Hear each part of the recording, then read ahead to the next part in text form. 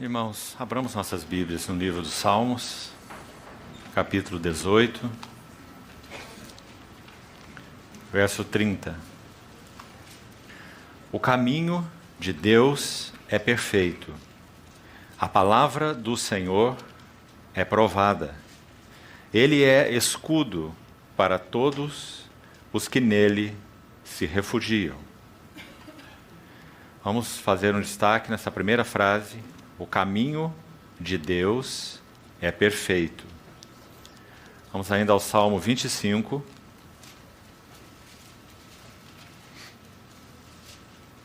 Versículo 4. Aqui há uma oração. Faze-me, Senhor, conhecer os teus caminhos.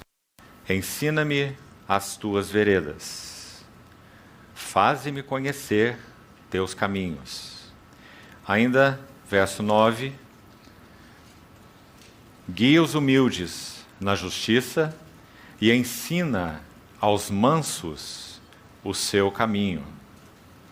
Ainda o verso 12. Ao homem que teme ao Senhor, ele o instruirá no caminho que deve escolher. Salmo 86,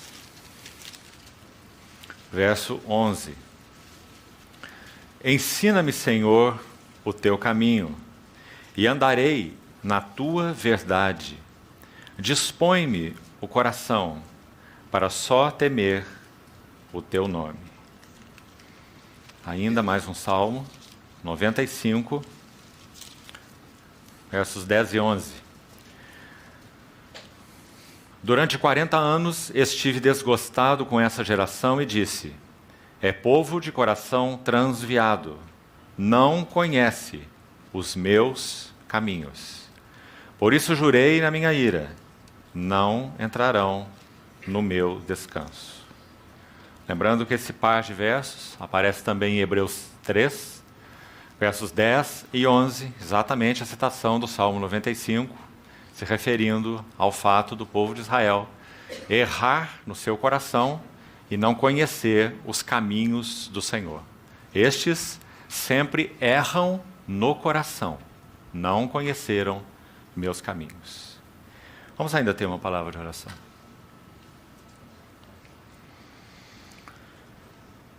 Querido Pai Celestial, somos muito agradecidos, porque consideramos um grande privilégio nos reunimos no nome do Teu Filho, o Senhor Jesus. Obrigado também por termos Tua santa palavra aberta diante de nossos olhos. Ela realmente é lâmpada para os nossos pés e luz para os nossos caminhos. Por isso nós oramos como salmista, que o Senhor abra os nossos olhos para que possamos conhecer os Teus caminhos e sermos ensinados nas Tuas veredas. Usa esse tempo de comunhão, lançando pelo Teu Espírito profunda luz nos nossos corações, para que sejamos confrontados, alentados, encorajados, advertidos, e tudo aquilo que o Senhor mesmo, por Tua graça, deseja realizar nos nossos corações, nesse tempo de comunhão. Nos entregamos a Ti, Senhor, e esperamos toda provisão de Ti. Em nome de Jesus. Amém. Queridos irmãos, hoje então, com a ajuda do Senhor, damos o primeiro passo de 4, se o Senhor permitir, nesse fim de semana prolongado. E o encargo que o Senhor tem depositado no meu coração para esses dias é falar algo sobre o caminho da experiência espiritual. Na verdade, esse encargo já tem permanecido no meu coração há algumas semanas ou meses. Nós tivemos, há 2 ou 3 semanas atrás, um encontro em um outro contexto, onde buscamos estudar inicialmente, não podemos completar pela extensão, os chamados Maskil, ou salmos didáticos. Aqueles salmos são numa série de 14, conforme a divisão de nossas Bíblias, e 13 no original, já que os salmos 42 e 43 são um salmo só no texto original. Então, 14 salmos na nossa Bíblia, 14 salmos devido à numeração. O que há de interessante ali foi o assunto então passado, não é nosso assunto para agora, apenas fazendo uma conexão aqui, é que esses chamados masquil, palavra que aparece unicamente nos Salmos e em nenhum outro lugar na Bíblia, tem o sentido de instrução, de prudência, de ser instruído. E aqueles salmos, por isso, são chamados de didáticos, ou salmos de instrução, salmos didáticos. Assim é traduzido na nossa versão em português, masquil, salmo didático. Eles apresentam um caminho de experiência espiritual. Esse é o ponto. Quando nós estudamos aqueles masquil um a um, nós vamos ver que não apenas eles apresentam um caminho de experiência espiritual, mas apresentam um caminho ascendente de experiência espiritual. Sabe, irmãos, isso de muitas maneiras deve nos interessar, por diversos motivos. Se o Senhor permitir, gastaremos tempo, toda a reunião de hoje, fazendo uma necessária introdução para esse tema, que certamente irá nos ajudar, creio assim, espero no Senhor, a sermos checados nesse assunto, particularmente do subjetivismo, no que concerne à experiência espiritual. Todos nós temos muita dificuldade no que concerne a entender bem esse caminho do progresso espiritual, ou da experiência espiritual verdadeira, genuína, que realmente tem sentido, tem conteúdo e consistência diante do Senhor. Porque nós somos, por natureza, extremamente subjetivos e subjetivistas. Então, a grande ajuda que recebemos, naquele primeiro contexto que eu abordava, os masquil, é que nós temos descrito nos Salmos, de uma maneira única, realmente singular, o caminho da experiência espiritual. Interessante que o primeiro Salmo já mostra a primeira base: arrependimento e perdão. Esse é o primeiro passo na jornada e na experiência espiritual. E assim nós temos, como falamos, 14 salmos. E eles passam por vários temas, é claro, já que é um caminho ascendente. Então ele vai falar de arrependimento, perdão, justificação, bem-aventurado o homem cuja iniquidade é perdoada e cujo pecado é coberto. Salmo 32 é o primeiro dos 14, masquil. Então ele prossegue até o Salmo 142 ou 3, se não me engano, o último deles, traçando uma jornada, um caminho ascendente de experiência espiritual, passando inclusive pelo assunto da batalha espiritual. Infelizmente, esse é um outro tema em que, de modo geral, nós somos muito pouco conscientes. O que significa na vida cristã a batalha espiritual?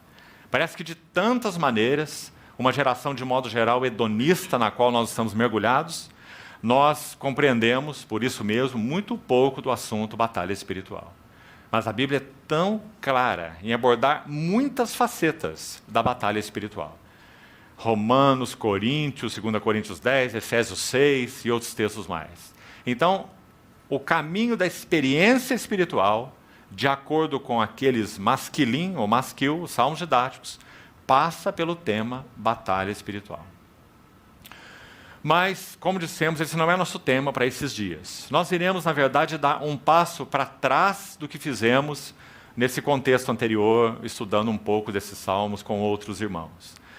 Poderíamos dizer que vamos fazer uma introdução a esse assunto dos masquil. Então, estamos andando para trás, ao invés de andar para frente. Mas um andar para trás extremamente necessário. Porque buscaremos entender, usando algumas passagens bíblicas específicas, talvez algo sobre a epístola aos Filipenses, se o Senhor permitir, como a Bíblia é precisa em nos traçar um caminho de experiência espiritual. Claro que cada um de nós tem as suas nuances particulares de experiência com o Senhor.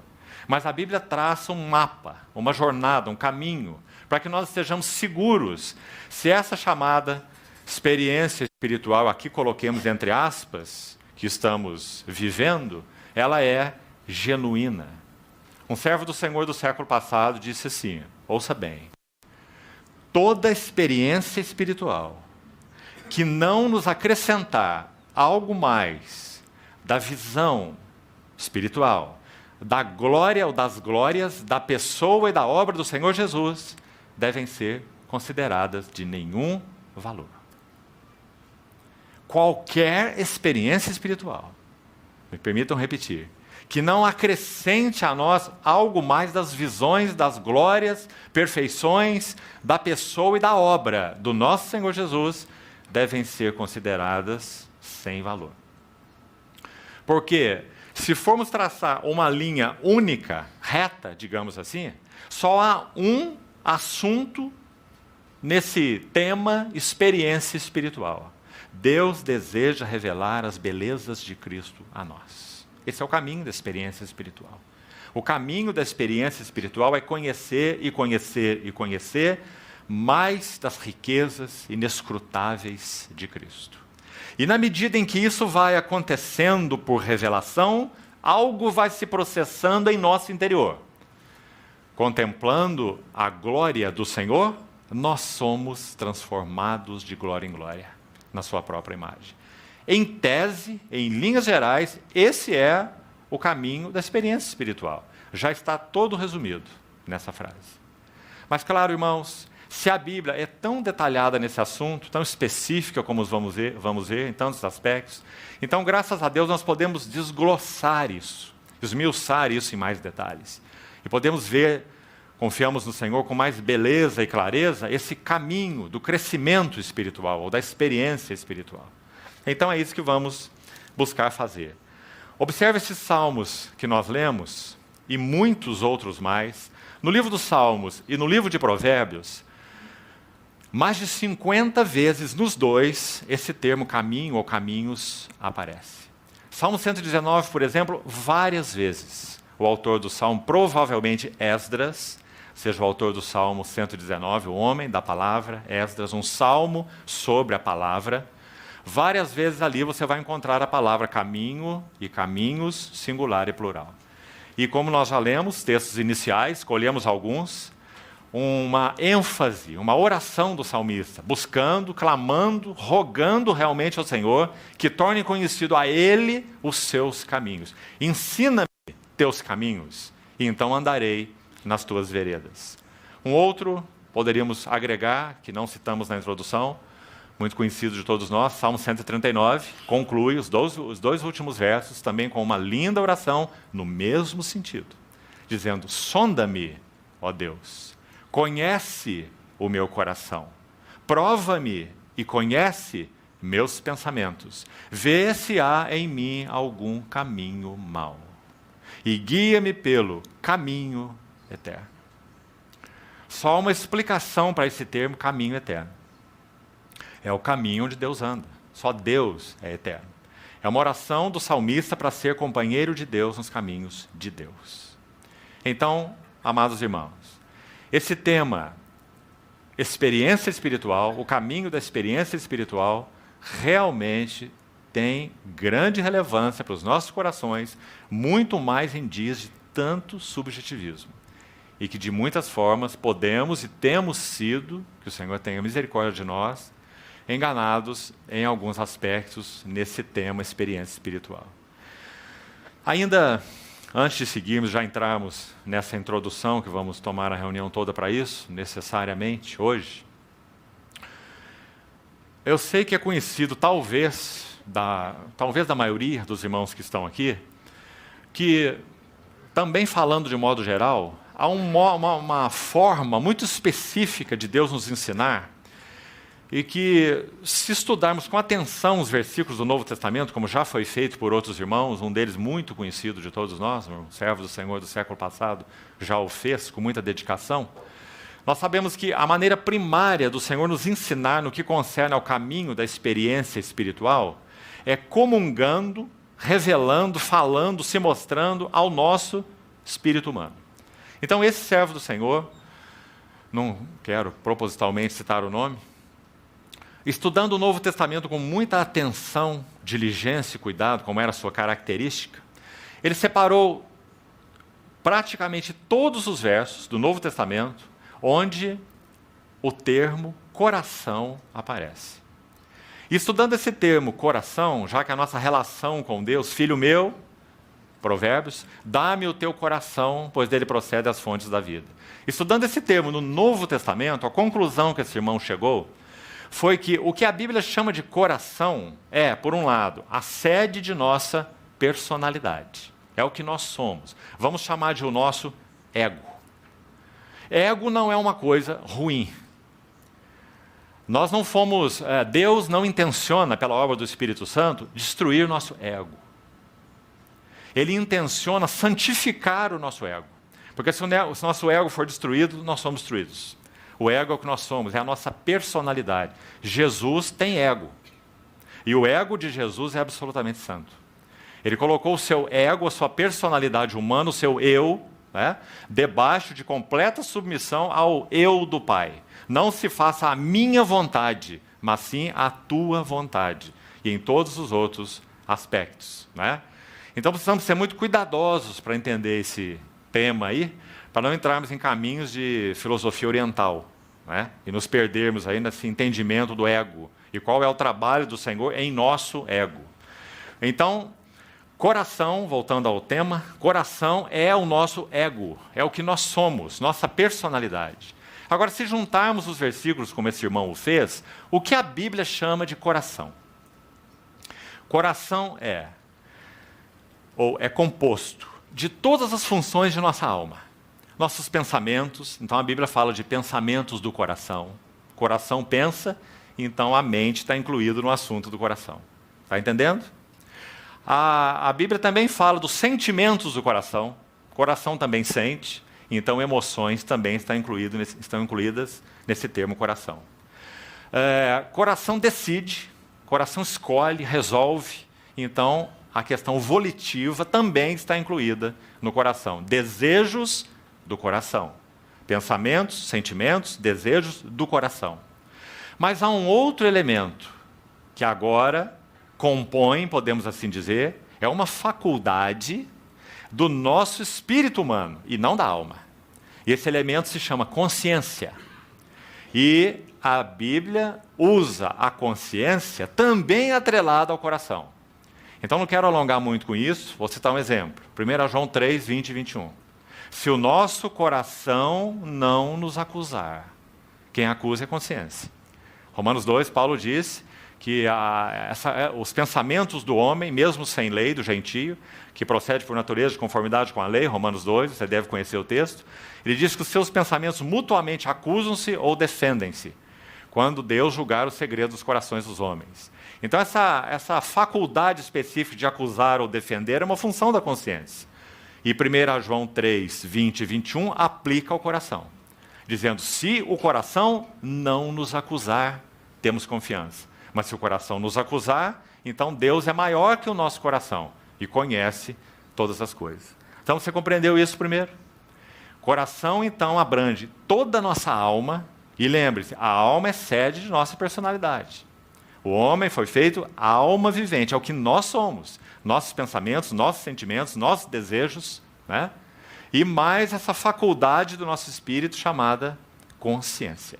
Né? Isso é o coração, segundo a Bíblia. Então, de modo geral, de novo, como Deus nos ensina?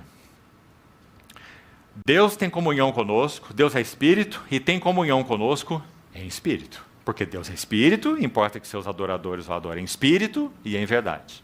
Aí esse mesmo irmão, fazendo um exercício mais detalhado um pouco, ele vai nos ajudar a ver que também não é uma ideia, uma conclusão dele, é uma conclusão do Novo Testamento. Se você fizer seu estudo, vai chegar a essa conclusão, que o nosso espírito humano ele tem, basicamente, 3 funções, que também você já deve ter ouvido falar. Uma função de intuição, como foi chamado, ou se quisermos, de iluminação. Uma função de comunhão. E a terceira, já citei, consciência. São 3 faculdades do espírito humano. Então, meditando sobre isso, 3 imagens me ocorreram. Eu gostaria de compartilhar com você, que penso ser de ajuda, e vai te ajudar a memorizar o que significa essas funções do espírito humano. Então, pense assim. Intuição ou iluminação. Então pensa em uma lâmpada. O espírito do homem é a lâmpada do Senhor. Provérbios 20, 27. A qual esquadrinha todo o corpo. Então Deus é espírito, tem comunhão conosco no espírito, e Ele ilumina o nosso espírito para que nós conheçamos as coisas de Deus e as coisas do homem. 1 Coríntios 2. Ninguém conhece as coisas de Deus senão o Espírito de Deus. E as coisas do homem ninguém as conhece, senão o Espírito do homem. Então o Espírito de Deus ilumina o espírito do homem para que conheçamos as coisas de Deus e as coisas do homem. Não é? Por isso o Espírito do homem é a lâmpada do Senhor. E graças a Deus por esse maravilhoso trabalho da graça. É por causa dessa iluminação que nós podemos conhecer a Deus. Conhecer a Deus seria um assunto impalpável, intangível, inalcançável para qualquer um de nós. 1 Coríntios 2,9. Nem olhos viram, nem ouvidos ouviram, nem jamais penetrou em coração humano o que Deus tem preparado para aqueles que o amam. Mas na sequência, verso 10. Mas Deus nolo revelou pelo Espírito. Porque o Espírito a tudo perscruta, até mesmo as profundezas de Deus. Tão claro, né? Então, voltemos lá de uma maneira bem didática. Primeira função do Espírito do homem, receber iluminação do Espírito de Deus. Intuição, como esse irmão chamou, talvez essa palavra iluminação, penso, seja também uma palavra extremamente adequada. Paulo ora assim pelos Efésios: iluminados sejam os olhos do vosso coração para saberdes. Não é assim? Efésios capítulo 1. Então, iluminação, lâmpada. Primeira função do espírito humano, lâmpada, iluminar. Nenhuma luz sobre Deus teríamos, nenhuma luz sobre nós teríamos, sobre nós mesmos. Nenhuma luz sobre nada teríamos, nem sobre a vida, nem sobre o mundo, nem sobre a igreja, nem os propósitos eternos de Deus, nada. Cegos seríamos, a não ser que Deus tomasse uma decisão, e Ele tomou. Comunicar luz ao nosso espírito humano. Deus que disse, de trevas resplandecerá luz. E Ele resplandeceu nos nossos corações, para a iluminação do conhecimento da glória de Deus na face de Cristo. Então está aí, intuição ou iluminação, uma lâmpada. Segundo, comunhão, outra função do espírito humano.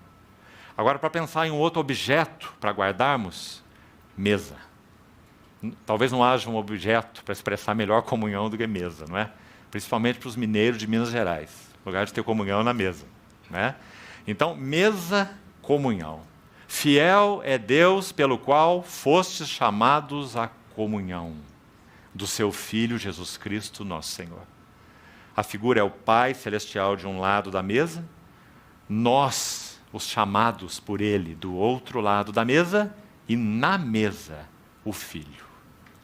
Então o Pai tem comunhão com os chamados no Filho, e tem comunhão do Filho, comunhão de seu Filho, não apenas no seu Filho, mas de seu Filho.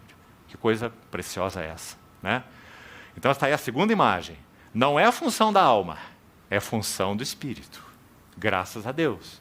Porque como vamos seguir com a ajuda do Senhor nesses dias, nossa alma é tão volúvel, é tão vulnerável, é tão inconstante e instável. Então, graças a Deus, porque a comunhão é mantida, guardada e preservada no Espírito. Então está aí a segunda função, comunhão, representada por uma mesa. Terceira função que já citamos, consciência. Também somos muito gratos ao Senhor por essa função do espírito humano. Vamos usar um objeto para representá-la, e o objeto seria uma porta, talvez o melhor deles. Porque a consciência no espírito humano tem a função de fazer aquele trabalho ali, regular tudo o que quem está aqui dentro quer que entre ou não quer que entre. E também regular o que quer que saia e o que não quer que saia. Essa é a função da consciência.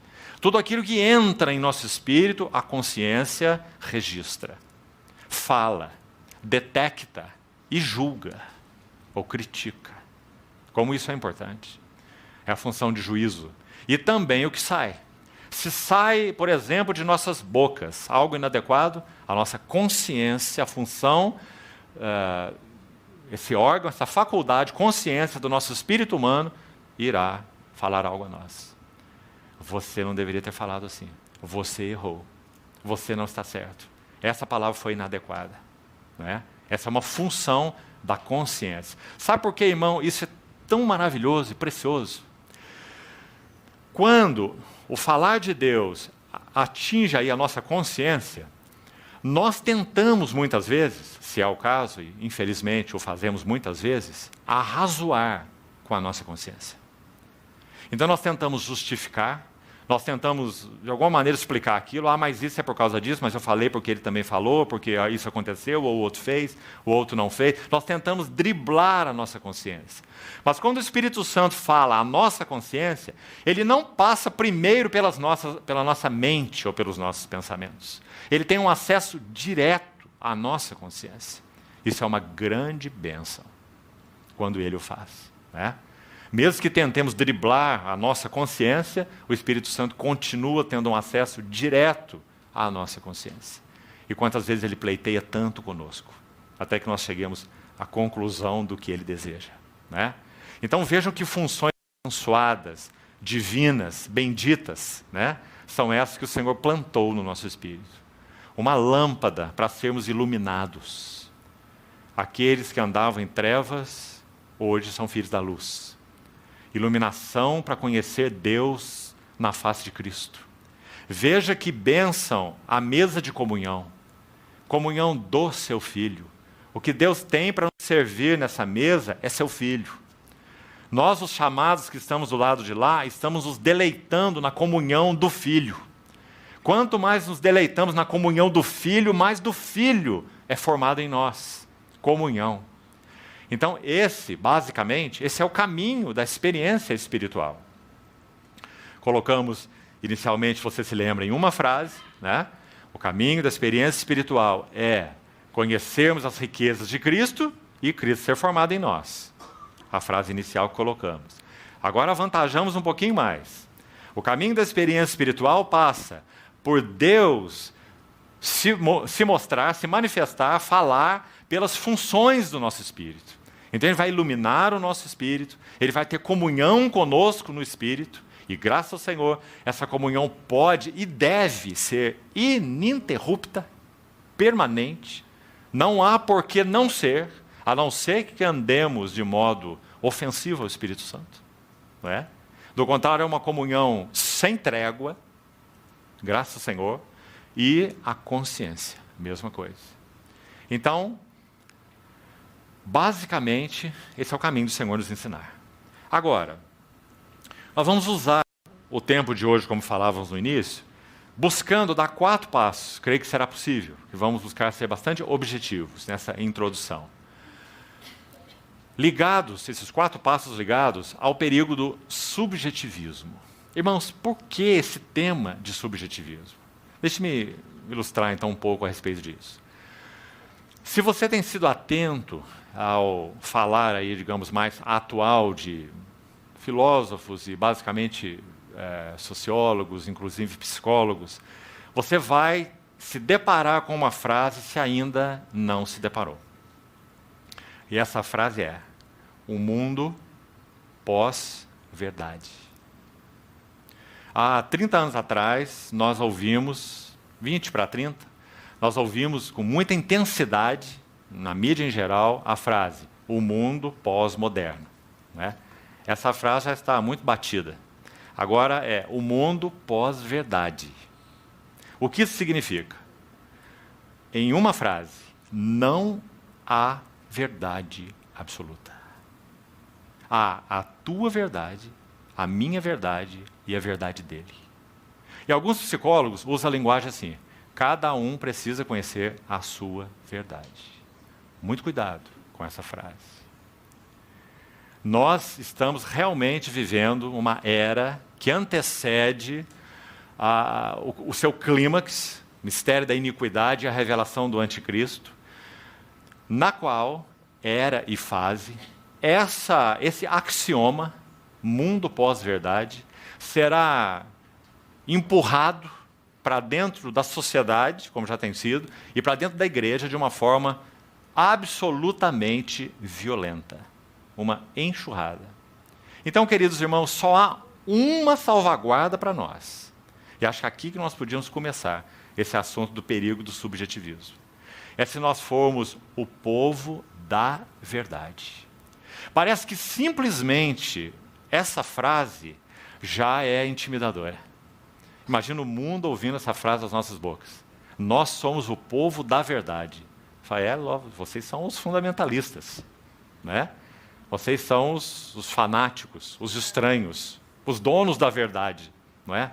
Mas é isso que nós somos. Nós somos o povo da verdade, porque a verdade para nós é pessoal.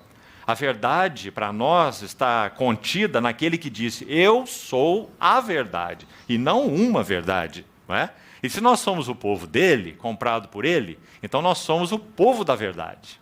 Essa é a nossa marca, né? Então toda a nossa experiência espiritual, ela será checada pela verdade. Nós não andaremos em termos subjetivos. E nem acharemos que as verdades de Deus são negociáveis. E nem achamos que o mundo evoluiu tanto que nós estamos na era pós-verdade. Irmãos, Deus tem atuado nesse chamado mundo pós-verdade, como sempre atuou, mas de uma maneira ainda mais visível, não é? Nós o vemos por sua graça, de duas maneiras. A primeira é através de uma soberania restritiva. Se esse Deus bondoso, fiel e amoroso que temos, que conhecemos, não estendesse sua mão e não interviesse com sua soberania restritiva, nós já teríamos nos engolido vivos como geração, devorado uns aos outros. Então Deus intervém com sua soberania restritiva. Ele coloca limites no que o homem é e no que o homem faz. Do contrário, não haveria geração há muitos séculos. A segunda maneira, Deus intervém com a sua soberana graça. Então, por um lado, digamos, sua soberana mão, sua soberania restritiva. Ele diz não e é não, porque ele intervém. Por outro lado, ele intervém com sua soberana graça. E essa sua soberana graça, particularmente, é a sua intervenção na igreja. Agora, queridos irmãos, quando a igreja for retirada, o que será desse mundo chamado pós-verdade? O mistério da iniquidade já opera e aguarda que seja afastado aquele que o detém. Paulo diz aos Tessalonicenses. Então, que era e que hora nós estamos vivendo como igreja do Senhor? Quantos desafios! E como nós precisamos ser o povo da verdade que anda na simplicidade da verdade. E que checa a sua vida, experiências, viver pela verdade. Então, deixe-me citar alguns exemplos para que isso fique mais claro para nós. Primeiro exemplo de subjetivismo. Senhor, nos ajude a checar nossa experiência e nosso coração. Número 1, busca de sensações como evidências da fé. Não estamos interessados em falar de subjetivismo do mundo. Estamos interessados em falar de subjetivismo no cristianismo, para que nós sejamos checados. Então, o primeiro grande desafio que enfrentamos é essa questão de buscar sensações como evidências de fé. Agora, muito interessante que se nós abrirmos nossas Bíblias, vamos fazer isso? Abra, por favor, no livro de Cantares. Aqui recebemos uma graciosa ajuda nesse tema experiência espiritual, no que concerne ao perigo da busca das sensações, para evidenciar a fé, enquanto devia ser o contrário. É a fé que produz os verdadeiros sentimentos espirituais. Por que seria um erro buscar sensações como evidência da fé? Parece que esse tema é um tema apenas para novos convertidos, né?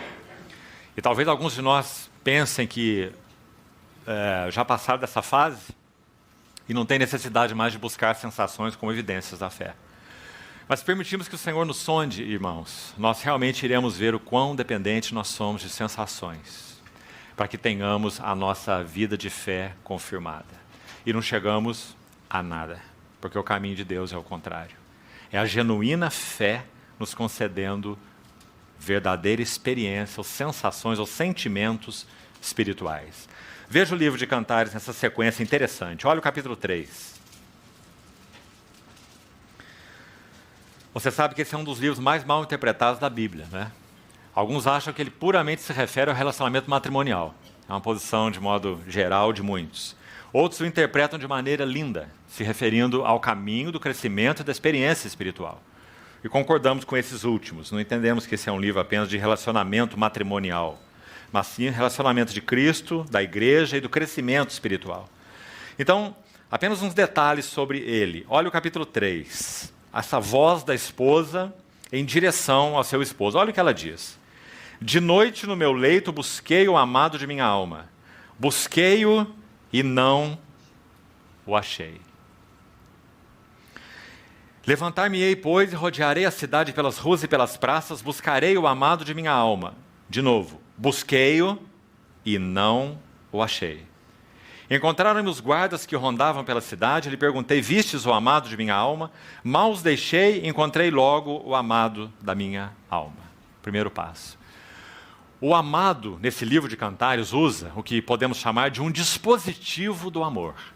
O que ele quer fazer, se você ler o livro com o mínimo de atenção, é treinar a noiva para um relacionamento mais consistente de amor, de fé, de dependência, de comunhão e de tudo.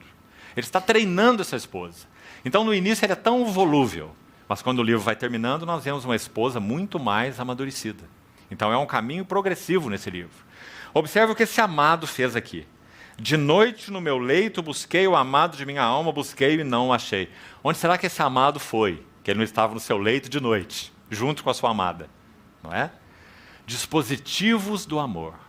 O Senhor, vamos colocar em outras palavras, frequentemente retira de nós o senso da presença dEle. Não a presença dEle, o senso da presença dEle. Para que nós sejamos treinados a viver da fé. Esse é o objetivo de Deus.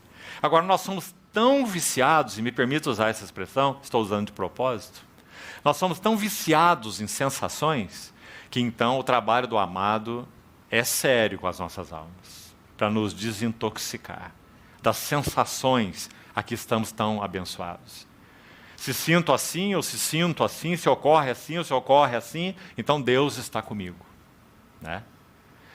Deus retira o senso da sua presença, para que sejamos treinados na vida da fé. Porque a fé não depende em nada de sensações. Por outro lado, e o outro lado só vamos chegar depois, a genuína fé concede genuínos sentimentos espirituais, mas nunca o contrário, nunca. Então, vamos dar um passozinho mais. Olha o capítulo 5, Cântico dos Cânticos mesmo, capítulo 5, verso 6. Basicamente, a mesma ideia. A esposa está lá no seu leito, verso 6, ela diz, abria o meu amado, mas já ele se retirara e tinha ido embora. A minha alma se derreteu quando antes ele me falou. Busquei-o e não o achei. Viu de novo? A mesma. Por que será essa história desse amado estar fugindo e escondendo o tempo todo? Se ele ama a sua amada. Não é? Qual a razão? Essa brincadeira de esconde-esconde. Não é? Chamei-o e ele não me respondeu. Um amado difícil esse. Né? Então os irmãos estão percebendo a maneira do Senhor? Retirar o senso da sua presença, treinando a sua noiva na vida da fé. Olha ainda o capítulo 6, o último passo que vamos dar aqui no livro. Para onde foi o teu amado, a mais formosa entre as mulheres? Que rumo tomou o teu amado e o buscaremos contigo? O coro aí nesse livro está incitando a amada, né? Dizendo que rumo tomou esse que é o amado da tua alma. Onde ele está? Por que ele não fica junto de você e não te mantém com as sensações amorosas? Então está aí um exemplo tão simples, tão lindo, desse treinamento proposital do noivo, para então adequar a amada nessa vida da fé. Agora, abram comigo, por favor, Colossenses, mais um texto, para nos ajudar ainda nesse tema, relacionado à busca de sensações. Olha como Paulo coloca isso na Epístola aos Colossenses. Colossenses capítulo 2, vamos ler versos 18, também o 19. Colossenses 2. Ninguém se faça árbitro contra vós outros, pretextando humildade e culto dos anjos, baseando-se em visões, enfatuado ou inchado. É a ideia dessa palavra. Inchaço não é um crescimento, não é crescimento, muito menos saudável, não é? É uma doença. Então, enfatuado, sem motivo algum na sua mente carnal. O que Paulo chamou aqui de mente carnal? Pretexto de humildade, culto de anjos e basear-se em visões. Irmãos, isso nada mais é do que busca de sensações. Então, Paulo está muito claramente escrevendo aos irmãos colossenses, condenando uma vida cristã baseada em sensações. Culto de anjos, visões. Enfatuado sem motivo nenhum na sua mente carnal. E não retendo a cabeça, da qual todo o corpo, suprido e bem vinculado por suas juntas e ligamentos, cresce o crescimento que procede de Deus. Um detalhe aqui interessante, essa última frase do verso 19. Na verdade, o texto original tem mais a ver com a seguinte tradução: por suas juntas e ligamentos cresce com o aumento de Deus. Então, como que o corpo de Cristo cresce? Com o aumento de Deus nele. Então, esse corpo cresce quando Deus nele aumenta. E quando que Deus nele aumenta? Quando a cabeça é retida. Isso é vida da fé, não é? Não é baseando-se em visões, não é pretexto de humildade. Não é, segundo o verso 18 disse ainda, culto dos anjos, não é? Quanto tipo de sensações. Então, irmãos, busca de sensações como evidência de fé é um caminho de erro. Porque toda a intenção do dedicado, precioso, Espírito Santo, é treinar nossa vida da fé. Então, vamos para o lado positivo desse aspecto, desse primeiro ponto aí, as sensações como evidência de fé. Será então que nós estamos condenados a uma experiência espiritual sem sensações? Será? Será que isso é divino? Será que esse é o caminho de Deus? Graças ao Senhor que não. Mas qual é o equilíbrio disso? Abra, por favor, na primeira epístola de Pedro. Veja que texto rico, irmãos, nesse tópico. 1 Pedro, capítulo 1,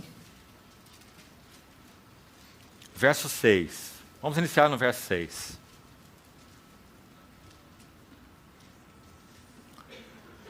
Desde o verso 3, Pedro fala dessa eleição de Deus segundo a sua misericórdia, regeneração, a herança incorruptível nos céus, né? É o contexto aí que você certamente conhece. No verso 6 ele diz, nisso exultais. Embora no presente, por breve tempo, se necessário, sejais contristados por várias provações. Os irmãos estão vendo por que o Espírito Santo deseja nos treinar na vida da fé? Esse versículo está começando a deixar claro para nós. É impossível que um cristão viva no mundo sem várias provações, sem vários sofrimentos, de toda sorte. Então, se não formos treinados na vida da fé, nós iremos naufragar na fé, porque iremos buscar sensações como evidências da fé. Então, aqui Pedro coloca o contrário. Ele diz, exultais contristados por várias provações, para que o valor da vossa fé, está vendo? O treinamento, uma vez confirmado, mais precioso do que o ouro perecível, mesmo apurado por fogo, redunde em louvor, glória e honra na revelação de Jesus Cristo, a quem, não havendo visto, há mais. De novo, veja a ênfase da fé. Não o vimos e o amamos. Não vendo agora, mas crendo, exultais, mais uma vez a palavra exultais, com alegria indizível e cheia de glória. Em outros contextos, em outros tempos em que estivemos juntos, aqui mesmo, com os irmãos, em Londrina, Me lembro que li para os irmãos um texto pequeno do diário de Jonathan Edwards, falando sobre uma das suas experiências espirituais. O tema era esse. E nessa pequena frase, ele comenta que em 1737, quando caminhava por um bosque em função de sua saúde e tal, ele vai descrevendo assim o relato, e então fala da sua experiência espiritual. Obviamente, uma experiência espiritual genuína. Obviamente, uma experiência espiritual que o tomou de surpresa. Conhecendo esse irmão, aqueles que o conhecem pela sua literatura, sabem que ele não foi aquele bosque buscando sensações espirituais. Ele era um homem de fé e que vivia a vida da fé. E ele descreve o que aconteceu com ele naquele bosque. As sensações, as experiências espirituais derivadas da contemplação de Cristo, derivadas da visão da glória de Cristo. Ele diz que foi tomado por uma visão da glória de Cristo, e ele não explica se essa visão foi física, muito provavelmente não, mas sim visão espiritual. Tomado por uma contemplação, uma visão, um vislumbre da glória de Cristo de tal maneira, que então ele disse que por cerca, ele diz, não posso precisar quanto tempo isso durou, mas talvez cerca de 1 hora. E na maioria desse tempo, eu estava imerso em copiosas lágrimas, assim ele descreve. Agora, se você não conhece essas coisas sobre Jonathan Edwards, você se espanta, porque ele era um homem extremamente racional. Ele é conhecido ainda hoje como o maior filósofo dos Estados Unidos. Não houve ninguém maior que ele até hoje. Esse irmão precioso em Cristo, Jonathan Edwards. Um intelectual ele era. Ele vai descrever algo das suas experiências espirituais no seu diário íntimo. Posteriormente, esse diário foi divulgado. Não é? Então você vê a relação entre uma coisa e outra. O que Pedro quis dizer com essas palavras que nós lemos, senão isso que Edwards experimentou? No qual, não vendo agora, mas crendo, exultais, com uma alegria indizível e cheia de glória. Será que significa isso? Se temos tido a bênção de conhecer o que isso significa, então nós sabemos. Queridos irmãos, para citar um outro irmão, George Whitefield, outro que viveu na mesma época, um maravilhoso servo do Senhor. Pregou o evangelho de muitas maneiras, para muitas classes de pessoas. Se preocupava muito com a verdade da fé, a fé e a verdade. E certa vez, preocupado com a frieza de alguns, ele disse assim, George Whitefield, nós cristãos precisamos de mais do que um Cristo crido. Também precisamos de um Cristo sentido. Que frase preciosa. Todos nós temos essa necessidade. A vida cristã não é monótona, enfadonha, sem gozo, prazer, alegria. Muito pelo contrário. A descrição dela nas palavras de Pedro é alegria indizível e cheia de glória. Agora, irmãos, precisamos nos checar. Quanto dessa alegria indizível temos experimentado? Lá no quarto secreto. Lá, quem sabe, como George Miller, Dwight Moody, andando pela calçada e experimentando um impacto da presença de Deus, quase que devastador. Quanto nós temos experimentado do significado desse gozo indizível e cheio de glória. Nós não o buscamos, nós o temos por concessão. Porque nosso desejo é conhecer Cristo, na intimidade, na palavra, na comunhão. O gozo é a consequência. Então, 2 vezes Pedro usa a expressão exultai. Não é uma expressão qualquer. Quando estudávamos os Masquil, o primeiro deles é o Salmo 32, o Salmo de perdão. E lindo salmo. Bem-aventurado o homem cuja iniquidade é perdoada. O salmo conclui dizendo assim, alegrai-vos, ó justos, regozijai-vos e exultai os que são retos de coração. Alegrai-vos, no mesmo versículo, regozijai-vos e exultai. Regozijar, no texto lá, hebraico, do Salmo 32, se refere a um brado de alegria. Regozijai. Mas quando ele diz exultai, aquela palavra lá, no último verso do Salmo 32, é muito interessante. ela se refere a um pulo de alegria, um salto de alegria. Exultai, ó retos de coração. Será que esses salmistas, será que esses servos de Deus do passado e do presente, será que eles estão extrapolados na descrição das suas experiências espirituais? Ou será que nós é que temos estado aquém daquilo que realmente o Senhor deseja nos conceder, do gozo da sua presença? Mas, amados irmãos, é o gozo da fé. Não é o gozo de quem buscou o gozo. Não é a sensação de quem buscou sensação. E muito menos sensação para confirmar fé. Não. Quando marido e esposa experimentam a alegria da vida conjugal, eles não experimentam essa alegria para confirmar nada. Eles experimentam a alegria porque tem realidade no relacionamento entre eles. Assim com o nosso Senhor. Agora, permanece uma pergunta. O Senhor não deseja nos conceder o gozo de sua presença? O Senhor não deseja nos conceder o gozo no meio de várias provações? Então, que o Senhor possa usar essas frases para checar e ajustar nossos corações nesse tema. Então, o primeiro tópico aí com relação ao perigo do subjetivismo. Buscarmos sensações para evidenciar fé. Mas então toma esse cuidado aqui. A verdadeira fé nos conduz a verdadeiras e santas sensações. Experiência cristã genuína. Segundo ponto. Vamos abrir na segunda epístola de João. Aqui há, na segunda e na terceira epístola, alguns versículos que eu gostaria que nós lêssemos.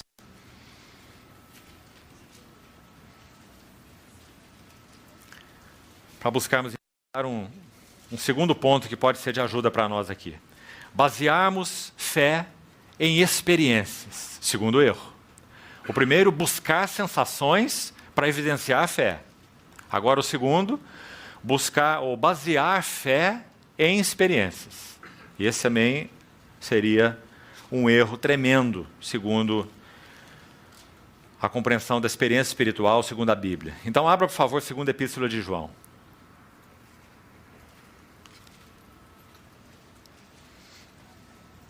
Nós estamos falando do mundo pós-verdade, então escute o que João tem a nos dizer, nesses poucos versículos que introduzem essa epístola. O presbítero, a senhora eleita, e aos seus filhos, a quem eu amo na verdade. Queria que você observasse quantas vezes João vai usar a palavra verdade. O que será que João quis dizer com amo na verdade?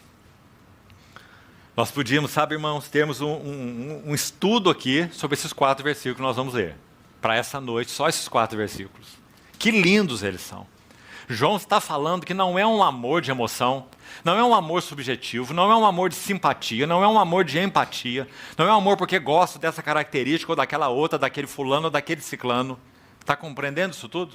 Quanto do nosso relacionamento é baseado nessas coisas, que são totalmente espúrias, uma areia movediça.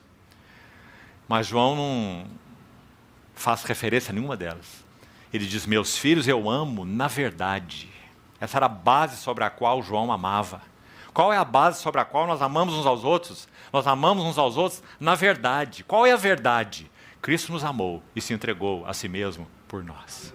E nós pertencemos a Ele, pertencemos uns aos outros.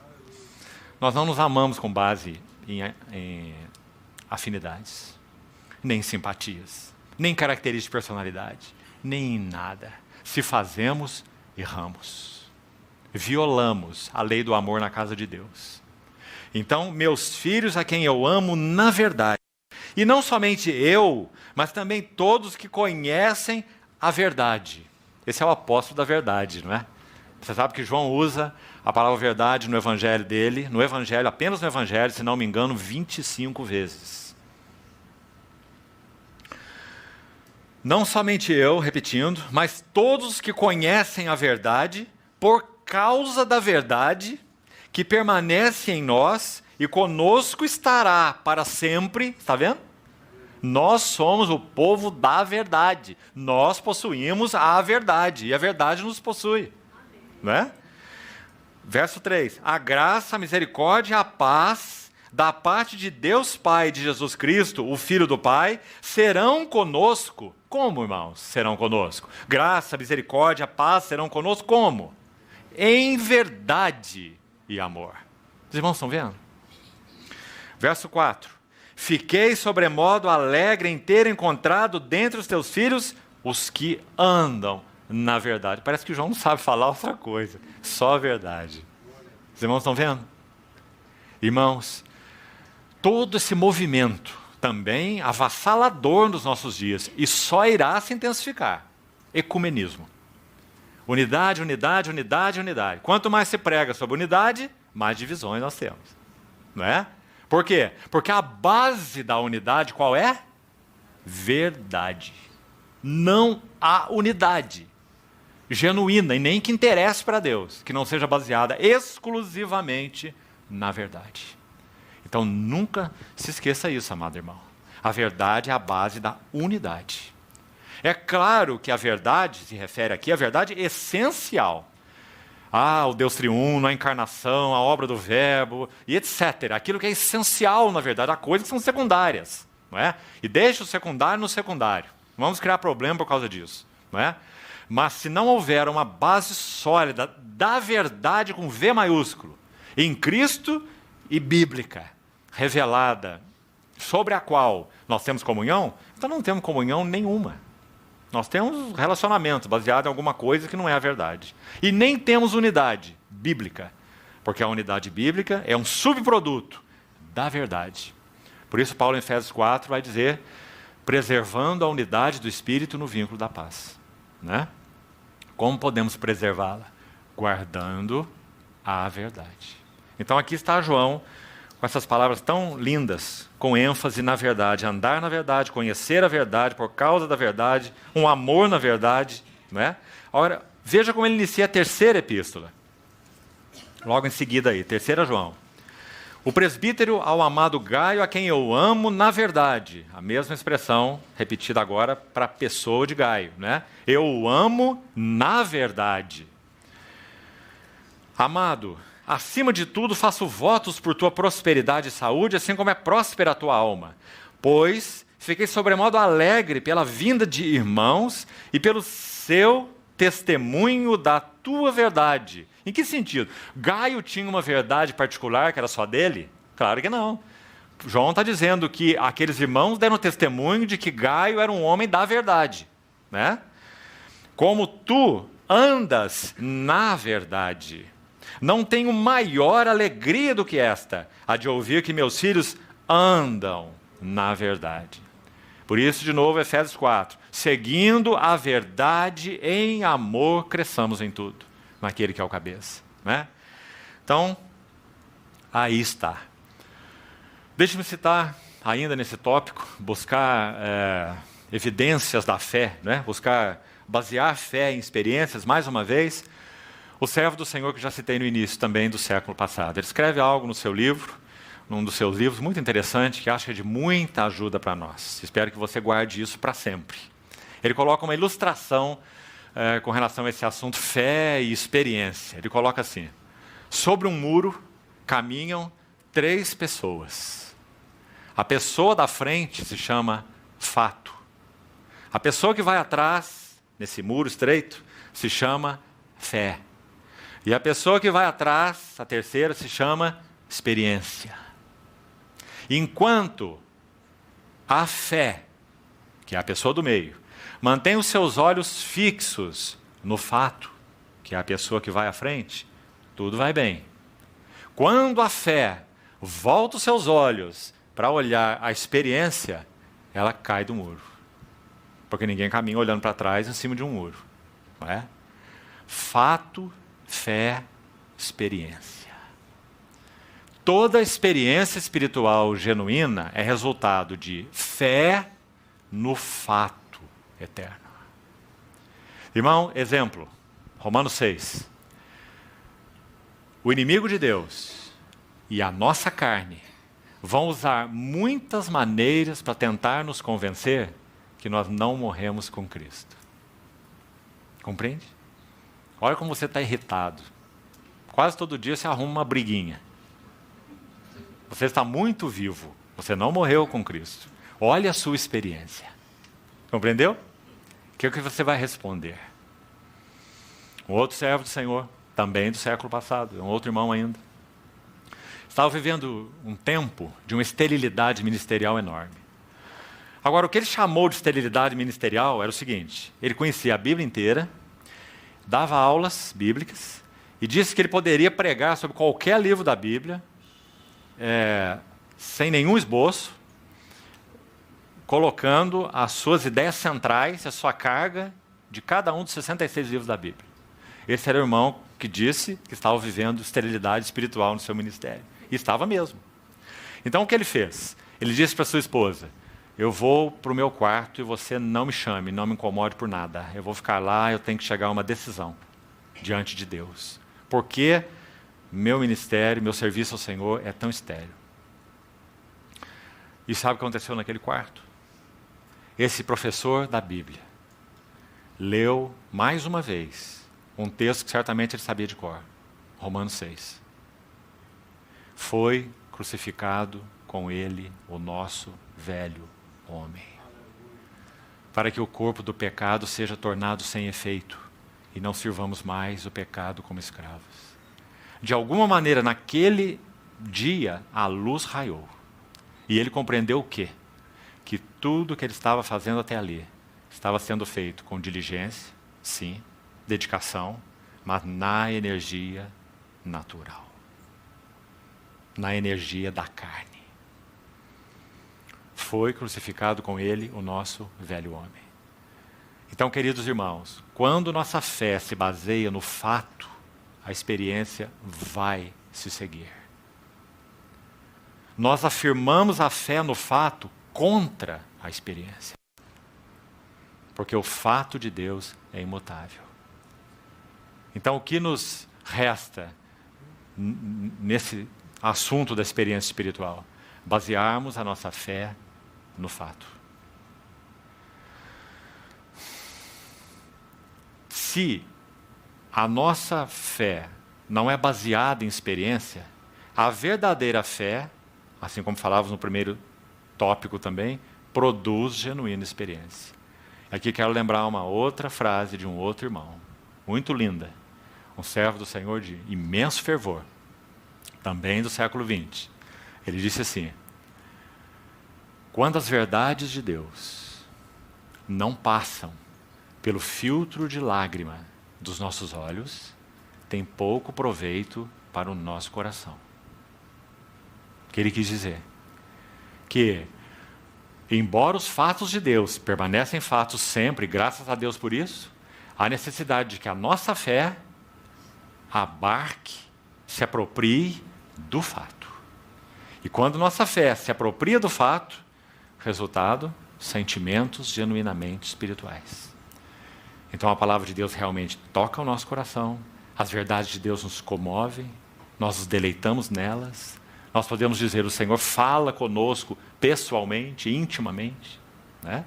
Então, não erremos também nesse segundo aspecto pelo lado oposto. A verdadeira fé, sim, produz experiência espiritual, mas a fé não é apoiada em experiência espiritual, né? Sustentada por experiência espiritual. Vamos ao último texto nesse tópico, e vamos partindo para o final. Isaías 50. Esse é um rico capítulo sobre o servo do Senhor, nosso Senhor Jesus. Verso 10 diz assim: quem há entre vós que tema ao Senhor e que ouça a voz do seu servo? Ele andou em trevas sem nenhuma luz, e ainda assim confiou em o nome do Senhor e se firmou sobre o seu Deus. Aí está nosso Senhor Jesus, o servo do Senhor, vivendo uma absoluta vida de fé. Quando ele olhava para João, para Pedro, para Tiago, para as circunstâncias, para aqueles que o seguiam, só trevas. andou em trevas sem luz nenhuma, e ainda assim confiou em o nome do Senhor e se firmou sobre o seu Deus. Agora o verso 11 é uma exortação, diz assim: Eia todos vós, que acendeis fogo, vos armais de setas incendiárias. Andai entre as labaredas do vosso fogo, e entre as setas que acendestes. De mim é que vos sobrevirá isto, e em tormentas vos deitareis. Está se referindo ao povo que buscava um caminho de escape aí por si mesmo, né? Ao invés de ouvir a voz do Senhor, se arrepender e se voltar para o Senhor, eles buscavam um caminho aberto por si mesmos, pelas suas tochas, ou setas incendiárias. Então o Senhor diz: vocês acenderam esse fogo, nesse fogo vocês vão perecer. Então, mais uma vez, a ênfase da vida da fé. E que maravilhoso é que esse texto, desde o verso 4, vem falando do nosso Senhor Jesus. Podemos dizer, açoitado e firme na fé. Cuspido, esbofeteado, arrancaram suas barbas, está tudo aí no texto. E firme na fé. Andou em trevas, sem luz nenhuma.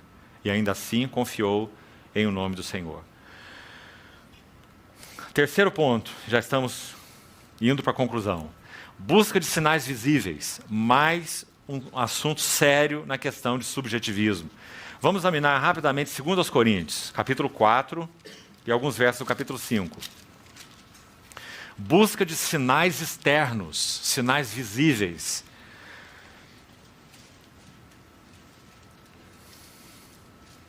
Segundo aos Coríntios 4, verso 16 diz assim: Por isso não desanimamos.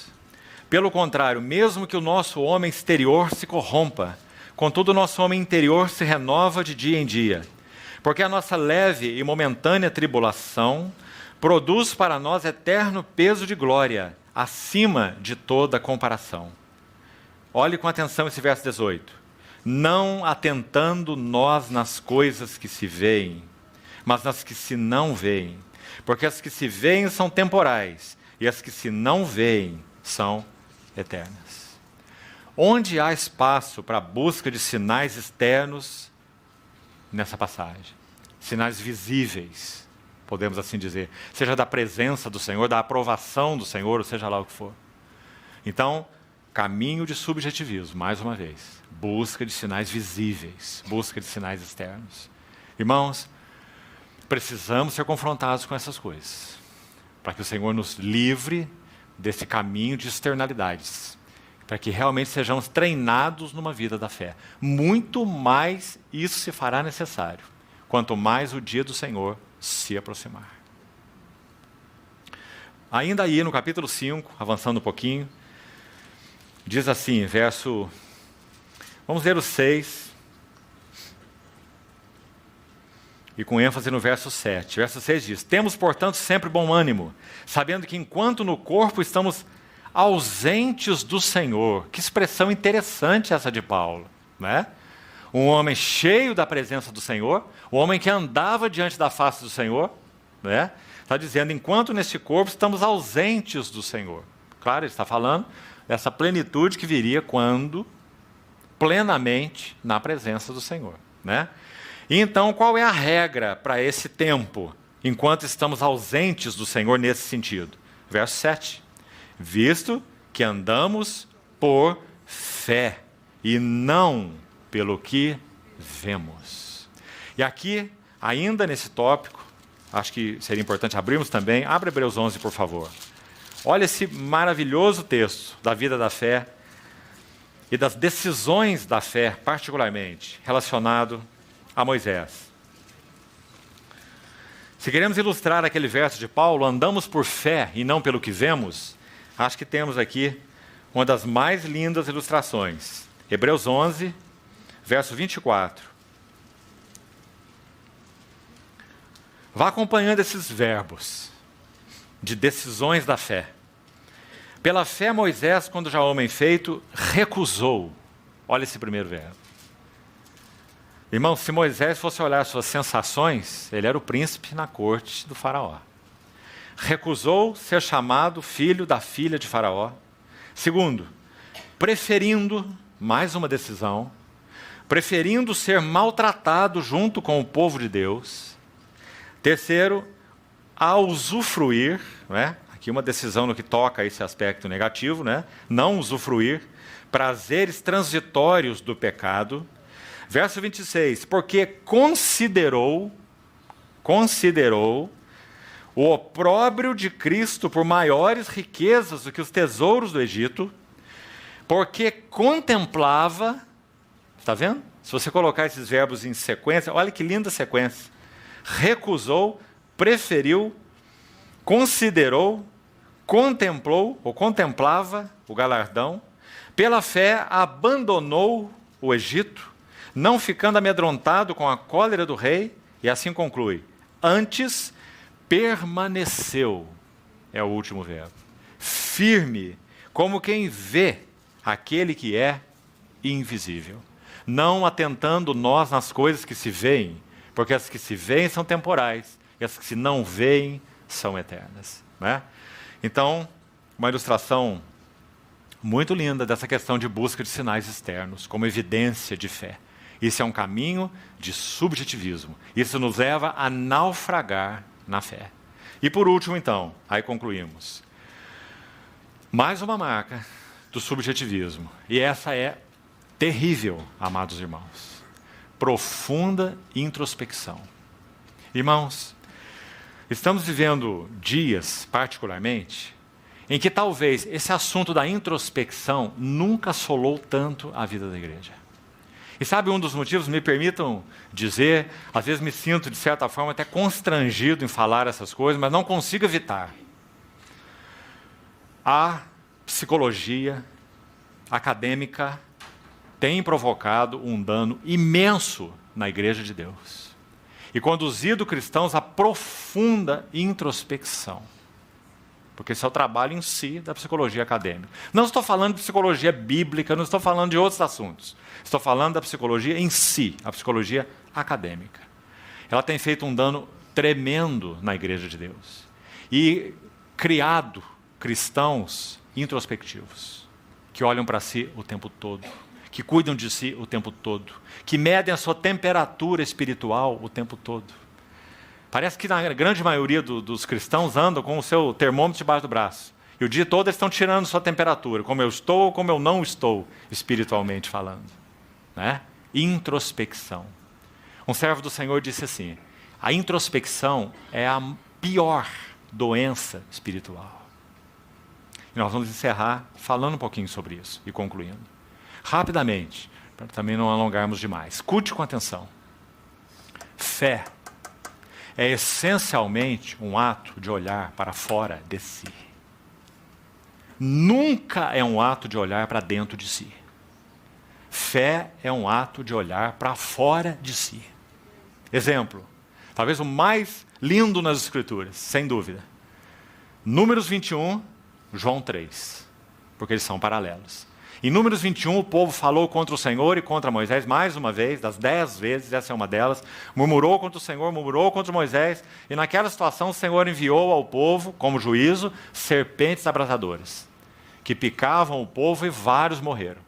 Então, o povo clamou, né, a Moisés, pediu a Moisés que intercedesse por eles, Moisés orou ao Senhor, e o Senhor tomou uma atitude que é extremamente interessante. Porque se foi ele que enviou, qual era a dificuldade do Senhor retirar as serpentes que ele enviou? Nenhuma. Mas ele não fez isso. O que ele fez? Levante uma haste, uma serpente de bronze sobre uma haste. Coloque-a numa haste. E todo o mordido, o envenenado, já que eram serpentes venenosas, todo esse mordido que olhar para a serpente de bronze, ficaria curado. Não retirou as serpentes. Proveu uma serpente de bronze, para que eles olhassem para aquela serpente.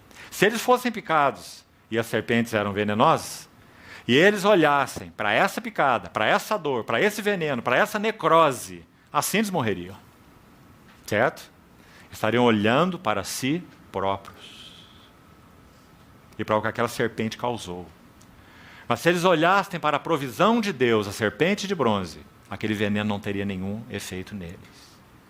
Nosso Senhor vai usar essa figura para falar de fé.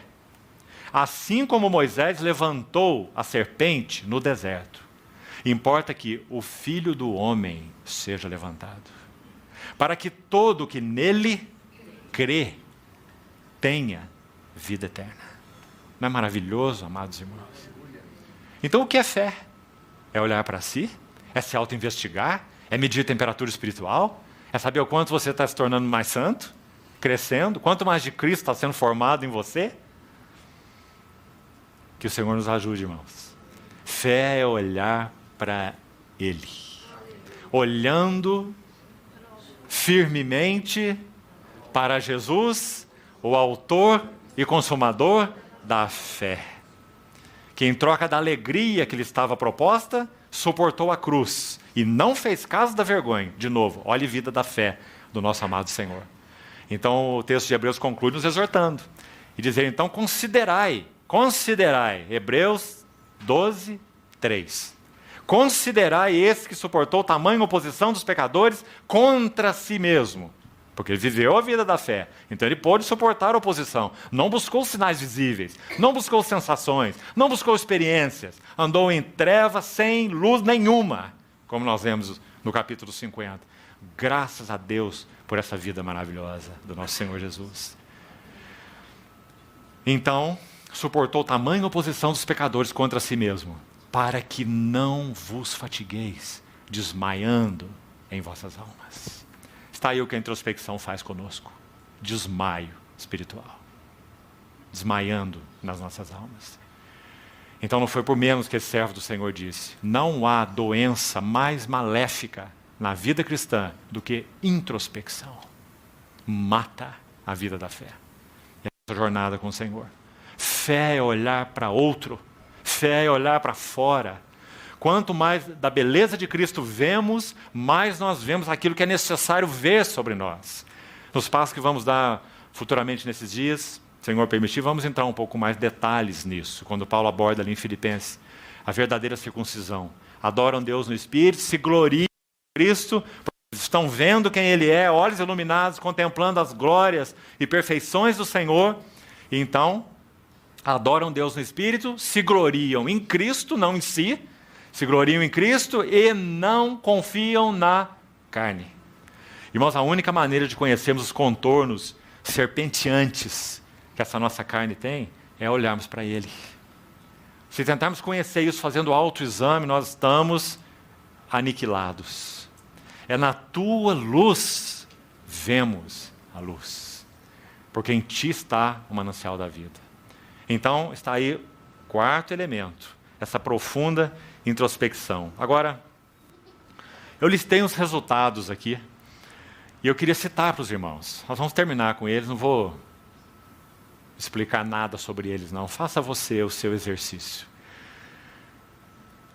Para mim, são os resultados mais óbvios da introspecção e não poderia deixar de ser os mais terríveis. E veja, primeiro resultado de uma vida introspectiva: angústias. Muitas vezes aquela angústia volante. Sabe o que é angústia volante? É que você não sabe de onde veio e nem para onde vai. Você só diz, estou angustiado, eu não sei, uma angústia. Não é? Irmãs não são especialistas em falar isso para seus maridos, né? Estou com uma angústia hoje, não é assim? Chama angústia volante. Angústia sem causa. Sabe qual é a causa? Introspecção. Então, primeira causa, a primeira consequência é a angústia. Segunda, também muito óbvia, instabilidade espiritual.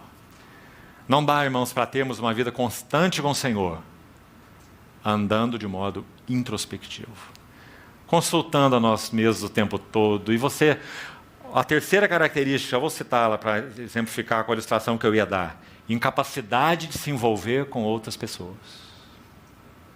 O introspectivo é incapaz de se envolver, porque ele pensa em si o tempo todo. Ele pensa no que ele falou e no que ele não falou, no que ele fez e no que ele não fez, no que ele devia e no que ele não devia ter feito, pensado ou falado. Não é? Ele é o centro de todas as coisas. Isso é o introspectivo. Né? E todos nós, por natureza, digamos assim, estamos nesse laço, porque o pecado fez isso conosco. O pecado nos introverteu. Não é? Então, Está aí, o terceiro, incapacidade de se envolver. Como podemos viver a vida da igreja? Como podemos nos envolver uns com os outros? Como podemos servir uns aos outros? Como podemos ter uma mão única no serviço ao Senhor, no amor, e não aquela escondida e fica esperando retribuição? Impossível se vivermos vidas introspectivas, né? Não conseguiremos nos envolver. Terceiro, ou quarto, depressão. Irmãos, uma das maiores fontes de depressão é a introspecção. A outra, o polo oposto dela, soberba. Considerando-nos suficientes, capazes, e seja lá o que for, né? Porque somos introspectivos. Então, nossa avaliação é superfaturada, né? A depressão e a soberba são polos extremos do mesmo problema, da introspecção. E por último, também sugerimos, e esse mais grave, devaneios mentais. Sabe, queridos irmãos, nós temos tido a oportunidade de comunhão com muitos irmãos e jovens em particular, em muitos contextos. Tem sido grande a luta de jovens atualmente com devaneios mentais. Devaneios. E introspecção é a porta aberta para devaneios mentais. Claro, a mente está entregue a si mesmo, consultando a si mesmo o tempo todo, sentimentos, pensamentos e suas coisas, e a si próprio, né? Sem esse olhar fixo, fora ao Senhor. Devaneios de toda espécie. Devaneios para pensamentos estranhos, devaneios para pensamentos, inclusive, de morte, de suicídio. Devaneios para pensamentos impuros, muitos devaneios mentais, resultados de introspecção. Enfim, concluindo, o grande ganho, o triunfo do inimigo no Éden foi exatamente retirar o homem do senso, da comunhão, do jardim, da presença de Deus, Gênesis 3, e voltar o homem para dentro de si mesmo. Sereis como Deus conhecedores. Introversão, introspecção. Então, que o Senhor possa Ele mesmo nos ajudar, explicar, aplicar na vida, experiência e jornada de cada um de nós, né, os contornos do que falamos. E amanhã, se o Senhor permitir, nós vamos para a Epístola aos Filipenses e vamos buscar estudar aquela epístola no contexto experiência cristã normal, ou caminho da experiência espiritual, que aquele maravilhoso livro tem para nos ensinar em 4 capítulos, a Epístola aos Filipenses. Então, vamos encerrar por hoje, vamos orar. Senhor, nós entregamos a Ti com confiança, uma vez mais, as nossas vidas, o nosso coração, os nossos pensamentos, nossos sentimentos, e pedimos ao Senhor que faça esse trabalho tão único, santo, divino, que só o Senhor pode, aplicar a Tua palavra como uma adaga afiada de 2 gumes, dentro de nós, separando aquilo que precisa ser separado, o terreno do celestial, a carne do espírito. E, Senhor, nos dá a entender qual é a genuinidade do caminho da experiência espiritual. Não nos deixe perdidos, confundidos, em distrações. Guarda-nos, Senhor, te suplicamos. Sobretudo, levanta os olhos do nosso coração para que sejamos ávidos e constantes em contemplarmos as glórias e perfeições do Filho do Teu amor.